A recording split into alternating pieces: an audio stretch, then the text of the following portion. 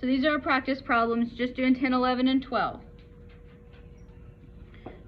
Remember, I didn't write these questions. So when I was going through this, I thought number 10 was a trick question. So it wants to say percentage by mass. So we know we want the partial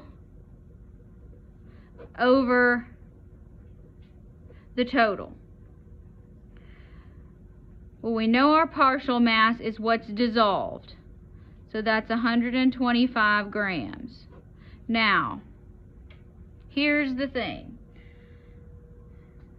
And we didn't do this in class, and there's not really a way for you to know it, so I don't really think it's a fair question. But, that being said, when you put it into the cylinder first, so it's on the bottom, then you raise it up to 500, the total mass of the solution already includes that.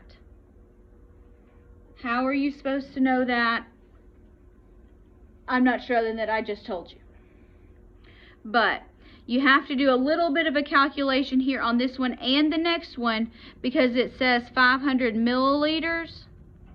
So water weighs 1 gram per milliliter.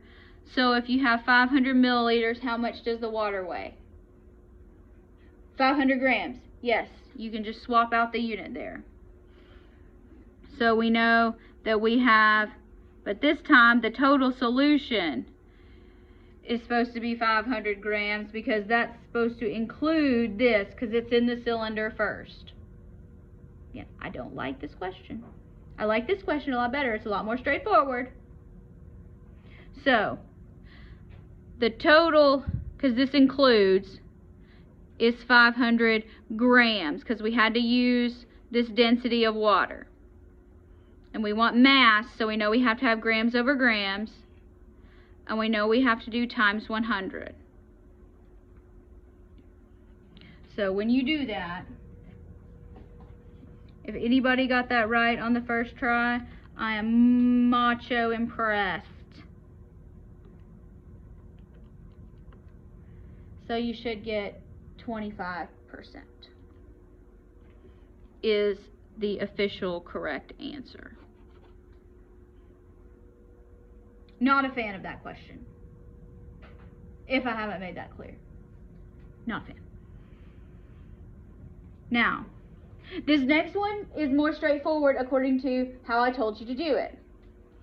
So we're starting with 500 milliliters of water. So how much does 500 milliliters of water weigh? 500 grams. All right. So we start with that, then we put in 125 more grams. So, and then we have our partial is 125 grams. So we have our partial, so here's our 125. And here we have our water plus what we put in it. So 125 plus 500. When you add those together, you get 125 grams over 625 grams.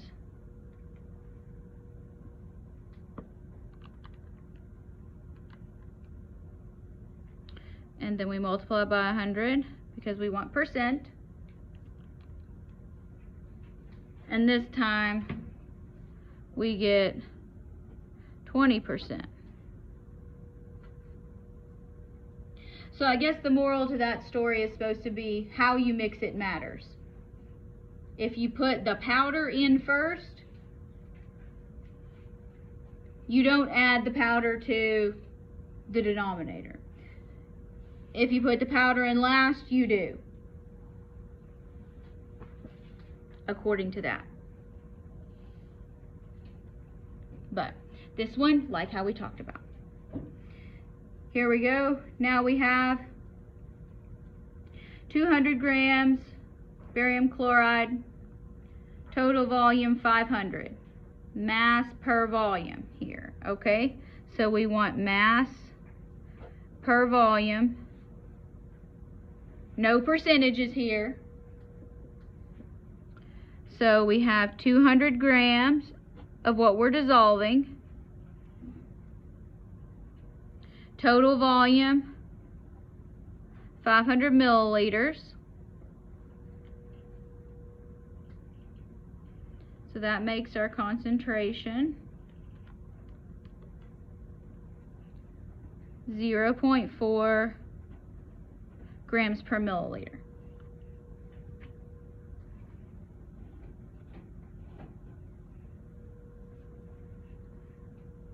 And that's as far as I have taught you so far on these problems. I'll have more of these we can practice next week, so. What? Will you write them? No, I will not have written them, but I will have worked them all. You don't have any like number 10 millimeters. That looks really long. I don't really like it. I can't guarantee, since we do team teaching, that there won't be one like that on the test. I will try to pilot through for it, but I can't guarantee it. I hope not. But just bear in mind, I will try to give grace, because I think that's a dumb question. Alright. But when I'm not completely in charge, things can go awry. Alright. This is the hardest thing we're going to do.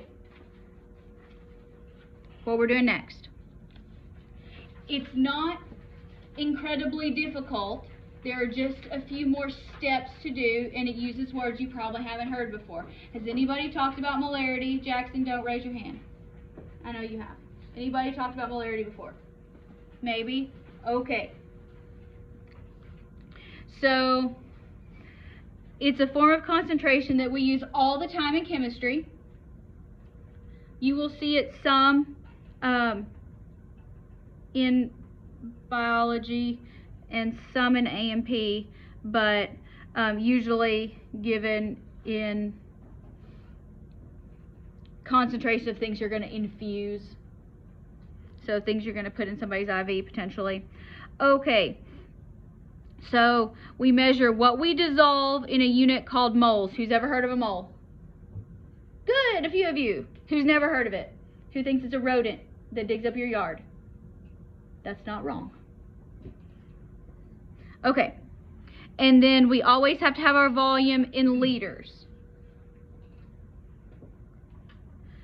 So what you do, and again I'm going to break this down, is molarity is symbolized as a capital M. Anytime you see a capital M, I want you to cross it out, and I want you to write mole or moles per liter. Every time you see a capital M, rewrite it that way.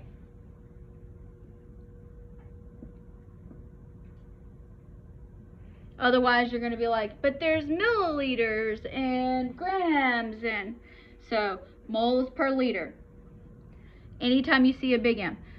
So what's a mole? Besides the rodents that dig up my yard. Alright. It's sort of like a dozen, but it's bigger. So if you have a dozen pencils, how many do you have? 12. What if you have a baker's dozen donuts? How many do you have? 13. Yes. Okay. So a mole is another word to mean something like a dozen.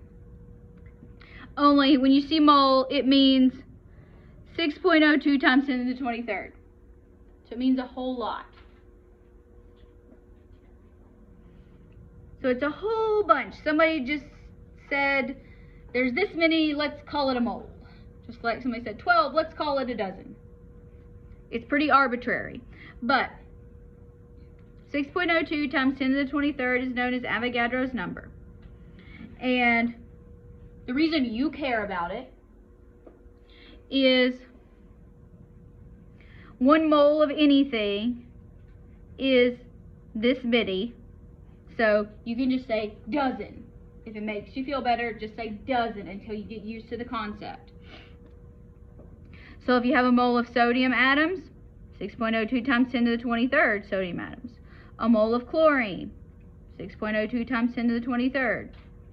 Same thing. It doesn't matter if you're talking about molecules or atoms. All right. Why do we care? Depending on what you're measuring, a mole has a different weight. That's why we care. Okay? So, I like this analogy here because I like to eat donuts. If you go to Red's Donuts and you get a dozen of the cream-filled donuts, that's going to weigh more than a dozen donut holes. Do we agree? Yes. So just because we have a dozen doesn't mean they all weigh 1 pound. If I eat a dozen donuts, I'm going to gain way more weight than if I ate a dozen donut holes. Yes. Okay. So, what that means is you need your periodic table.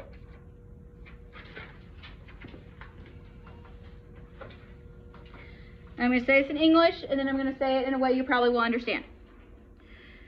So a mole, meaning 6.02 times 10 to the 23rd, has a mass in grams equal to its molecular mass, which we get from the periodic table. So in A&P, we're going to call it gram molecular weight. If you've seen it in chemistry, it's just called molecular weight.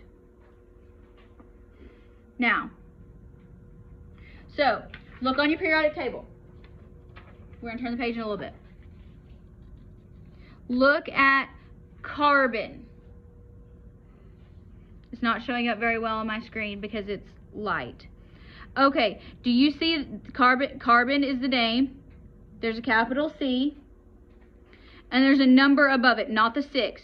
The number with a bunch of decimals where it says 12.0107. This is the weight. Okay? So when you see carbon, only we're not going to put all those decimals, we're just going to say 12. Because we like rounding. So the max you want to ever give me is 1 decimal point. Otherwise your division gets crazy. Okay? So that's 12.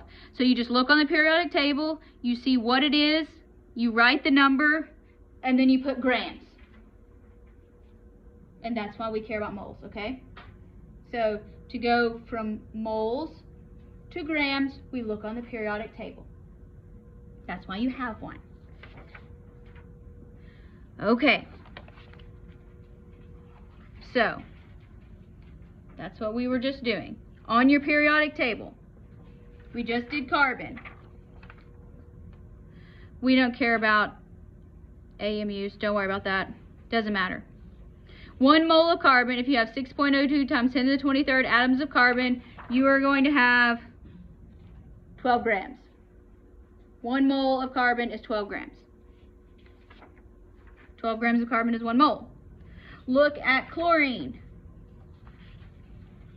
Chlorine is over here. I think there's too much rounding to round down on this one, but so chlorine, but if you want to round, it's okay, I can follow your math. Chlorine, 1 mole of chlorine is 35.453. I'm going to say 35.5 because I'll give you 1 decimal. Yeah, if you want to say 35, that's okay. I can follow it. As long as you show me your work, we're good. Alright, what's the next one? Oxygen. Alright, if we look at 1 mole of oxygen, how much does it weigh when you round? 16 grams. That's right, 1 mole of oxygen is 16 grams. Very good. Okay. So we're going to say this is 35.5. 1 mole of oxygen, 16 grams. Does this make sense so far? All you do is you look on the periodic table and you write the number in grams. Okay, good. So, alright, let's sort of do a quick little concept review. How many atoms are in 1 mole? The big number, like a dozen.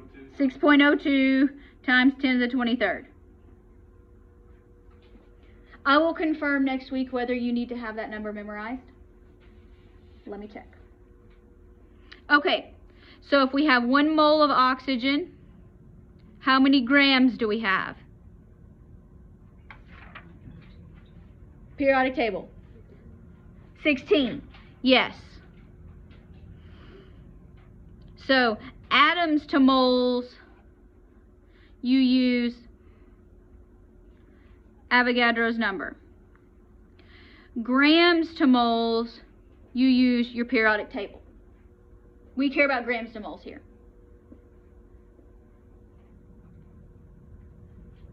The major take-home message is, can you get from grams to moles and moles to grams? That's what I need you to be able to do. Okay? This one's a little weird. But can anybody, without me breaking it down, say how many atoms of oxygen are in 16 grams? Would be the 6.02 times 10. Yes, it would. Yeah. Because 16 grams is 1 mole. And 1 mole is always 6.02 times 10 to the 23rd.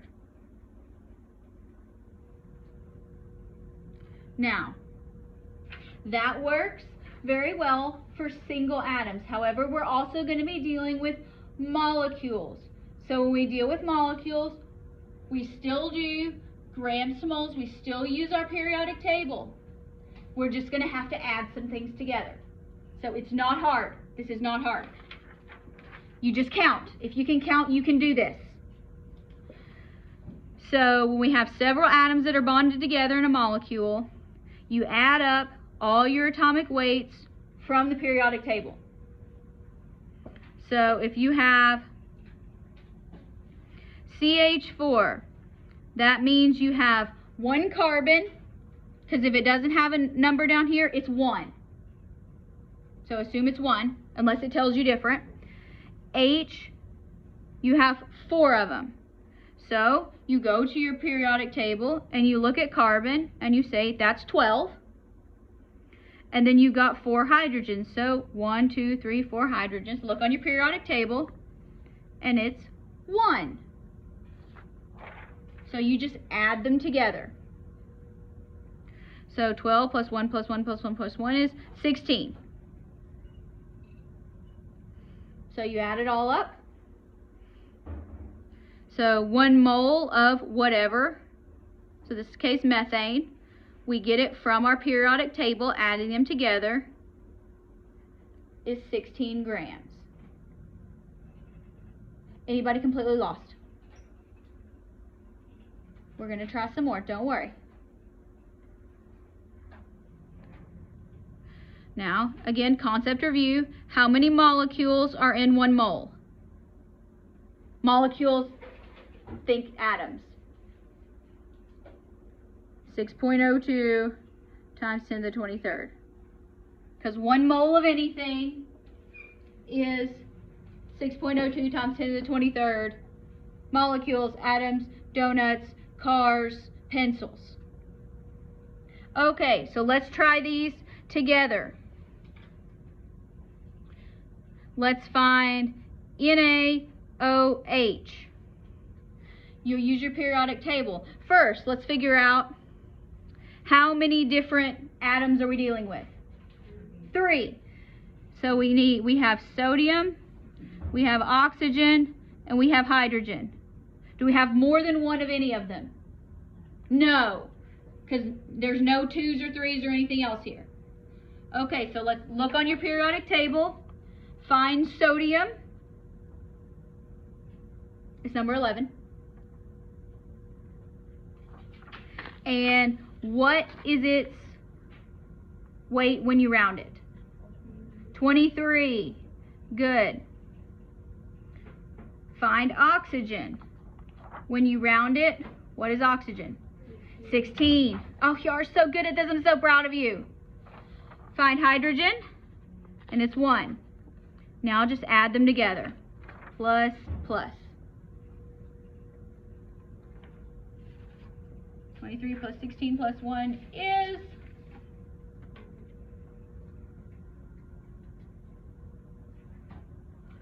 40. And now, for completeness sake, there's 40 grams per mole.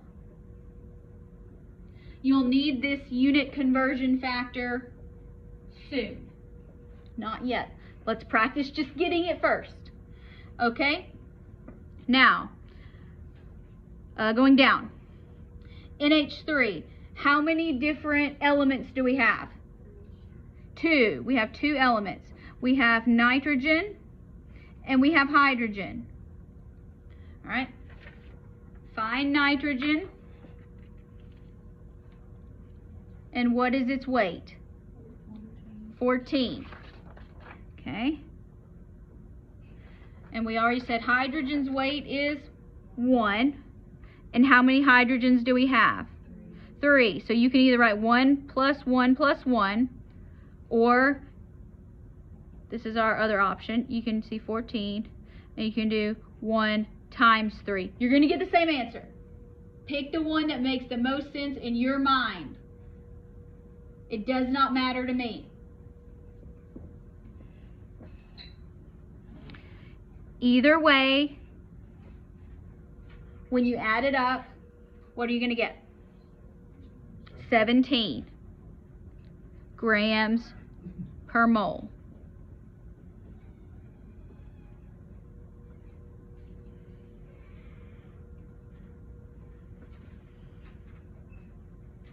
All right. For H2SO4, and this is sulfuric acid, we have hydrogen, we have sulfur, that's an S, not a 5, and we have oxygen. So hydrogen is how many? 1. How many of them do we have? 2. I tend to prefer the multiplication, but it doesn't matter. If you want to write it a different way, it's fine. Here, I'll write down here. I'll write it like this: 1 plus 1. Okay, find sulfur.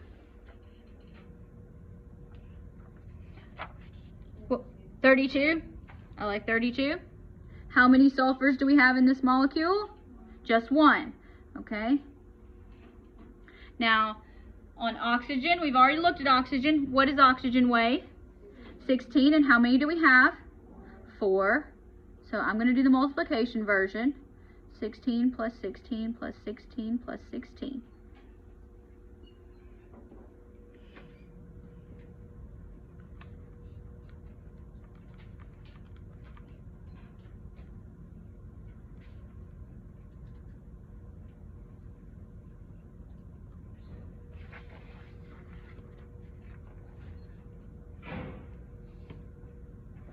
All right, and when you add all those up, what did you get? 98 grams per mole. Very good. All right. This is another lesson in reading chemical formulas. How many different elements do we have? 3. We have calcium, we have oxygen, and we have hydrogen. Now, do you see these parentheses?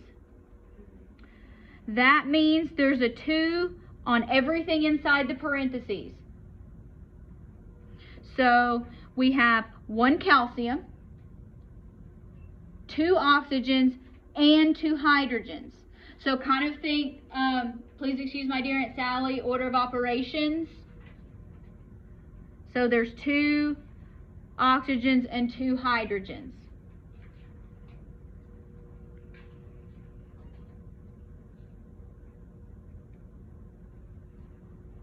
So be careful with your parentheses when you see that. You're probably not going to see much more than OH like that. If you want to take my chemistry class, I'll throw some crazy molecules at you. Not in here. Not intentionally. I did not write these problems. Alright, so let's find our periodic table and let's look for calcium.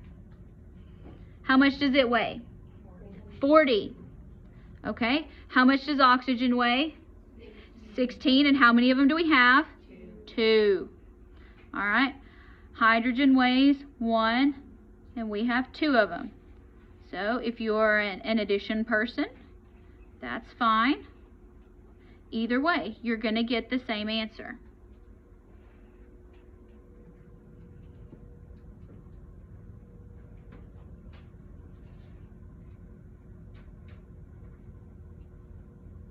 What'd you get? 74 grams per mole. No matter which way you do it. Feeling a little more comfortable about this step? Getting from grams to moles? Okay, now here's where we talk about conversion factors, and this is why I told you to write your units this way. Units are our friends. Okay, Now, when we do molarity, this is the only time we have to add. We don't have to add any other time. So we get our moles, which usually it'll say how much do we dissolve in whatever. And then we get our solution. Now, remember here that it has to be in liters, because I told you anytime you see a big M, you cross it out and you write moles over liters. So if you can get from grams to moles, you have done the hard part. The only thing you have to do is make sure that you're in liters instead of milliliters. That's as complicated as the bottom is going to get. So, if something when you see a big M and you're talking about a solution, you would read this as 1 molar, like what's in your teeth, like a type of tooth. So a 1 molar solution of sodium hydroxide, that's 40.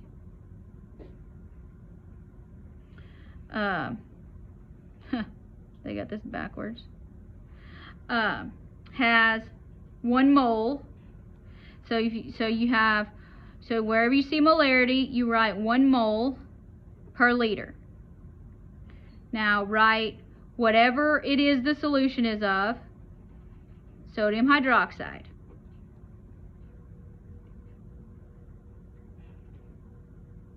Yes? That's how you rewrite it. So you're going to write a 1 molar solution of NaOH, 1 mole of the compound per liter. This helps you keep track. It may take up more paper. You will thank me for this later, I hope. And so if we want to say, well, how many grams is that?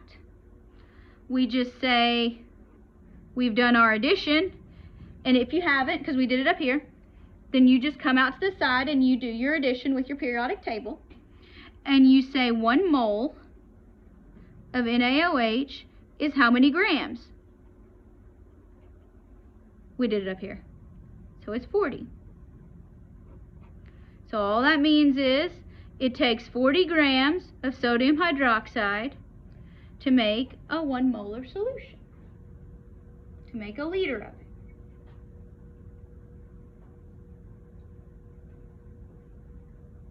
This is the hard part. This is the hard part. The rest is just units. All right, let's turn the page.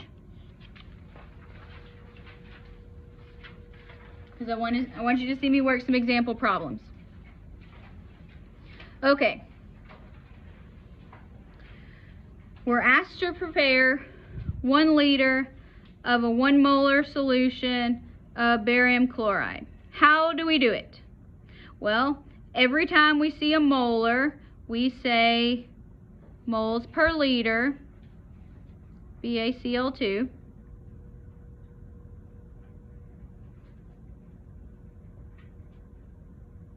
Then we go to our periodic table. We don't care about 6.02 times 10 to the 23rd. It has nothing to do with this problem. That's extraneous information. We go to our periodic table and we find barium, and we say that it weighs 137 grams. And then we find chlorine, and I'm going to say it weighs 35.5. But, you know, if you say 35, that's fine. For the purposes of this example, I guess I will say 35. But according to our formula, there are 2 of them. So you need 2. So then you add them up, and you get 207 or 208.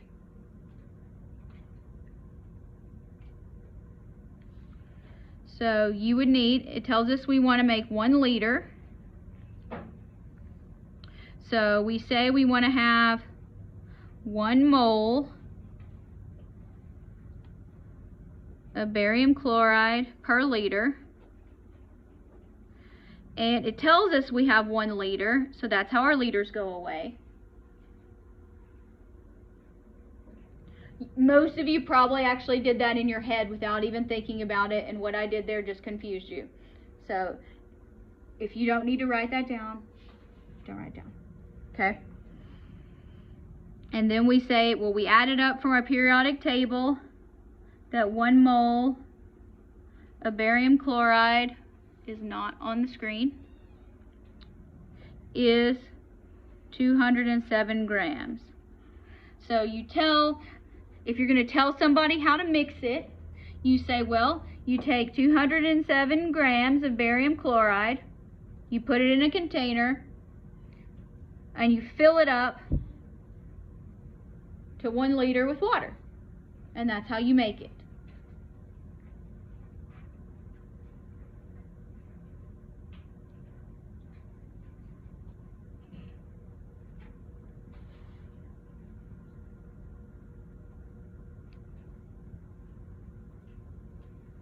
Okay. So, well, this time, instead of making a 1 molar solution, we want 6 molar. Well, every time we see an M, now if there's a number in front of it, you put that number. So 6 molar just means 6 moles of whatever we're dissolving per liter. Because we don't like big M's. Big M's are confusing. The problem tells us we want 1 liter, so it means we don't have to worry about it. It goes away. Then, we've already calculated our weight from the periodic table, 207 grams barium chloride. Then you just take your calculator out and you multiply what's on top, 6 times 207, that's what you get. So you say you take 1,242 grams of barium chloride and you dissolve it in enough water to make 1 liter of solution. That way you have 6 moles of barium chloride, which is this many grams, and you have 1 liter of solution. Okay. So I'm going to do this one, number 7, we're going to do it together, and then I want you to try to do number 8. But let's do 7 together. Okay. We want grams of KCl, so that's potassium chloride, and we want 1 liter of a 2 molar KCl solution. How many grams?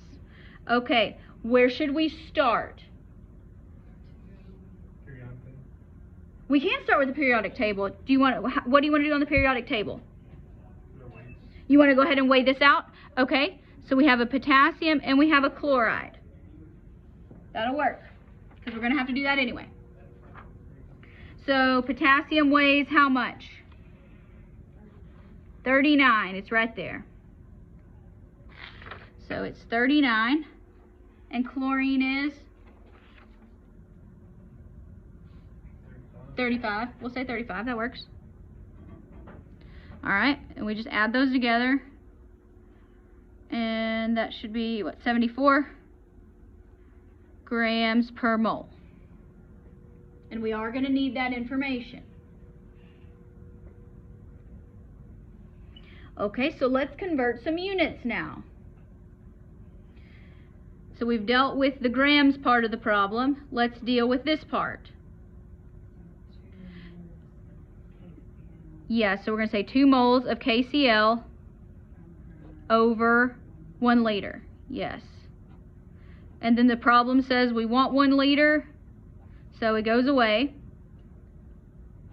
And now we take our addition that we've already done, and we say 1 mole of KCl is 74 grams of KCl.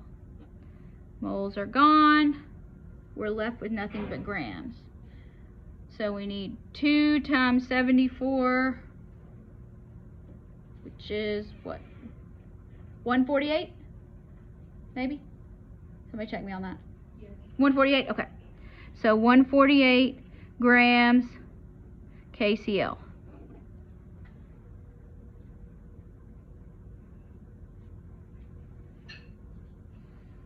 Alright, and I want you to try to do number 8.